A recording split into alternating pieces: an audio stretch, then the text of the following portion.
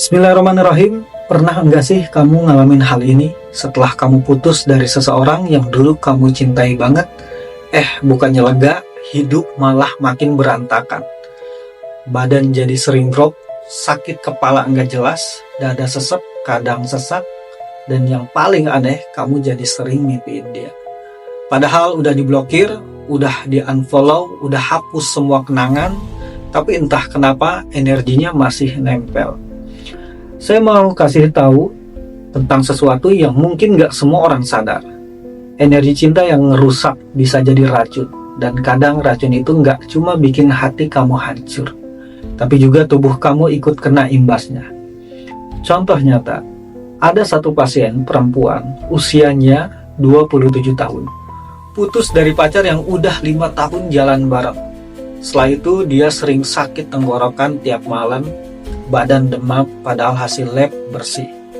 Perut sering kram jam 3 subuh dan mulai ngerasa kayak ada yang ngikutin dia. Waktu dia cerita, saya langsung tahu ini bukan sekedar rindu biasa. Tapi ini bentuk serangan energi yang biasanya terjadi karena salah satu pihak nggak ikhlas melepas. Jadi gini, cinta itu punya daya tarik energi. Dan waktu hubungan putus secara emosional, apalagi dengan rasa sakit dan dendam, ada energi negatif yang nempel kayak bayangan. Kalau mantan kamu itu pernah belajar ilmu pengasihan, atau main pelet, atau bahkan cuma sering ngerapal nama kamu tiap malam dengan penuh dendam, maka energinya bisa mengikat kamu dari jauh. Dan ikatan itu kadang muncul lewat gejala fisik, kayak sering pusing belakang kepala, nafas berat padahal enggak flu, badan gampang capek, sering keingetan momen lama pas lagi sendirian, gak bisa fokus kerja, mood swing parah, atau kamu mulai takut buat buka hati ke orang lain. Ini bukan lebay, ini real, dan udah banyak banget yang ngalamin. Terus kenapa bisa begitu? Karena waktu kamu sayang banget sama orang, kamu gak cuma kasih cinta, kamu kasih akses energi, dan waktu akses itu nggak kamu tutup, dia bisa jadi celah buat orang itu masuk, entah sengaja atau enggak.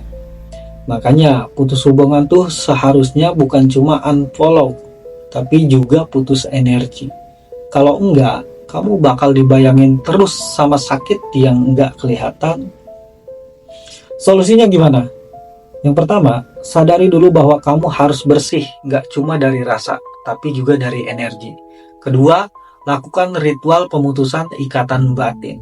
Ketiga, bersihkan energi tubuh dengan metode tertentu, tergantung kasusnya. Keempat, jangan anggap remeh mimpi dan rasa-rasa aneh. Kelima, dan yang paling penting, minta bantuan kalau kamu nggak bisa sendiri. Saya tahu nggak semua orang terbuka sama hal beginian.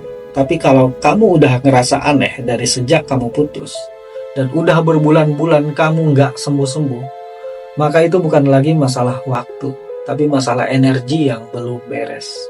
Banyak yang udah konsultasi dan akhirnya lega setelah dibersihkan.